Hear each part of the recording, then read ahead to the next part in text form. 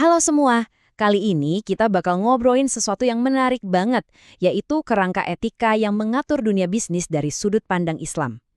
Ini adalah sebuah sistem yang dibangun di atas prinsip-prinsip yang, percaya nggak percaya, udah ada sejak berabad-abad lalu.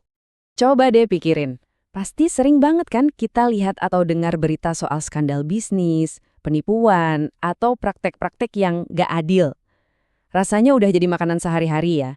Nah, menurut sumber yang kita bedah kali ini, semua itu sebenarnya adalah gejala dari fondasi moral yang rapuh dalam dunia bisnis modern. Nah, terus pertanyaannya, emang ada alternatifnya? Gimana kalau ada sebuah model bisnis yang tujuannya itu bukan cuma ngejar profit setinggi-tingginya, tapi juga ngejar yang namanya keberkahan dan keadilan? Well, inilah ide dasar di balik etika bisnis dalam Islam. Oke, yuk kita bedah lebih dalam lagi. Di bagian pertama ini, kita akan coba melihat etika bisnis Islam sebagai sebuah jawaban atas tantangan-tantangan etis dalam dunia perdagangan yang sebetulnya ya gitu-gitu aja dari zaman dulu. Jadi gini, dalam kacamata Islam, masalah-masalah kayak korupsi atau praktik curang itu bukan sekedar ulah oknum, bukan. Tapi itu adalah tanda dari sebuah sistem yang mungkin sedikit mengabaikan nilai-nilai moral. Dan dampaknya dianggap bisa jadi sumber kerusakan yang lebih luas di masyarakat. Sekarang kita masuk ke jantung pembahasannya nih.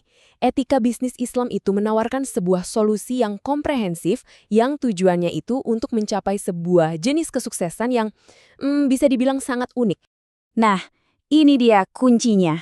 Tujuan akhir dari bisnis dalam Islam itu bukan cuma profit loh, tapi ada yang namanya falah. Falah itu, wah ini konsep yang dalam banget. Artinya sukses total. Iya, sejahtera di dunia, tapi juga dapat berkah dan keselamatan buat kehidupan setelahnya. Ini benar-benar mengubah cara kita memandang apa sih tujuan kita berbisnis. Coba deh perhatiin, perbandingan ini keren banget. Kalau bisnis konvensional itu fokus utamanya ke metrik finansial, keuntungan buat pemegang saham, falah itu ukurannya beda total. Kesuksesan diukur dari manfaat yang dirasain sama seluruh masyarakat dan keberkahan yang didapat. Beda banget kan cara pandangnya? Oke, tujuannya udah jelas ya. Sekarang, apa sih yang jadi fondasinya? Apa aja prinsip-prinsip positif yang jadi penopang sistem etika ini? Yuk kita lihat pilar-pilarnya. Jadi ada 4 pilar utama. Pertama, syidik, yang artinya jujur dan transparan. Ini bukan cuma soal nggak bohong, tapi juga terbuka soal kualitas produk misalnya. Kedua, adil atau keadilan. Ini bisa berarti ngasih upah yang layak ke karyawan atau menetapkan harga yang wajar buat konsumen. Ketiga, amanah alias bisa dipercaya. Ini soal menepati janji ke pelanggan dan mitra bisnis. Dan yang terakhir, maslahah yang artinya membawa kebaikan buat masyarakat luas. Entah itu lewat penciptaan lapangan kerja atau produk yang benar-benar bermanfaat. Kalau empat-empatnya jalan, bisnis itu bukan cuma untung tapi juga dipercaya. Nah, kutipan hadis ini ngejelasin poin tadi dengan pas banget. Kejujuran itu bukan cuma soal image atau citra baik, tapi langsung nyambung ke berkah atau nilai spiritual dari keuntungan yang kita dapat. Transparansi itu jadi kunci segalanya. Oke, selain ada pilar-pilar yang harus ditegakkan, ada juga nih pagar-pagar pembatasnya. Ini adalah praktek-praktek yang dilarang keras. Kenapa? Karena dianggap bisa merusak dan menciptakan ketidakadilan di pasar. Dan larangan yang paling terkenal, pasti udah pada sering denger kan, yaitu riba. Sederhananya, riba itu adalah keuntungan yang didapat cuma dari meminjamkan uang, tanpa ikut serta dalam resiko ataupun usaha yang produktif. Ini konsep yang sentral banget dalam keuangan Islam. Dasar larangannya ini tegas dan jelas banget, langsung dari Al-Quran. Ayat ini secara gamblang membedakan mana jual beli yang sah, yang ada usaha dan risikonya, dan mana riba, yang jelas-jelas dilarang.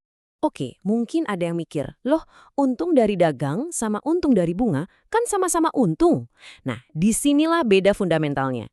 Kelihatannya mirip, tapi secara fungsi ini dua hal yang berbeda banget. Yuk kita bedah. Jadi, intinya di sini nih, perhatiin deh. Dalam perdagangan yang halal, keuntungan itu datang dari berbagi risiko dan menciptakan nilai ekonomi yang baru. Penjual dan pembeli sama-sama bisa untung, bisa juga rugi.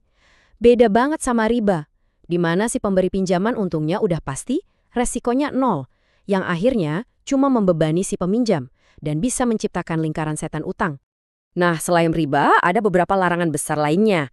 Ada ghorar, ini transaksi yang terlalu nggak pasti. Contohnya jual beli ikan yang masih di laut, ini untuk menghindari spekulasi liar.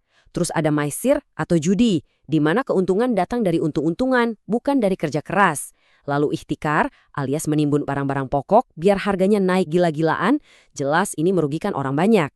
Dan terakhir, tadlis, yaitu segala bentuk tipu-tipu, mulai dari iklan palsu sampai mengurangi timbangan. Intinya semua larangan ini sama, melindungi pasar dari eksploitasi dan memastikan semua orang mainnya adil. Pertanyaannya sekarang, gimana caranya prinsip-prinsip yang umurnya udah ratusan tahun ini bisa relevan di ekonomi modern yang serba cepat dan digital? Nah, di bagian terakhir ini kita bakal lihat gimana aplikasinya di dunia nyata. Wow, coba lihat angka ini deh. Pertumbuhan tahunan ekonomi Islam di Indonesia itu mencapai 10–15%. Ini bukan lagi sekedar teori di buku teks. Ini bukti nyata bahwa sistem ini tuh jalan, relevan, dan diminati oleh banyak orang di zaman sekarang. Dan aplikasinya itu ada di sekitar kita loh, bahkan mungkin kita udah sering pakai. Contohnya, perbankan syariah yang pakai skema bagi hasil bukan bunga. Ada juga e-commerce dan rantai pasok halal, fintech syariah, sampai lembaga keuangan mikro kayak BMT yang ngebantu pengusaha kecil. Semuanya berjalan di atas prinsip-prinsip yang barusan kita bahas. Nah, ini yang akhirnya jadi bahan renungan kita bersama. Terlepas dari apapun keyakinan kita, bukankah prinsip-prinsip seperti transparansi radikal, keadilan untuk semua pihak, dan fokus pada kebaikan sosial bisa jadi pelajaran yang sangat berharga buat semua jenis bisnis di era modern ini? Sebuah pertanyaan yang menarik untuk kita pikirkan.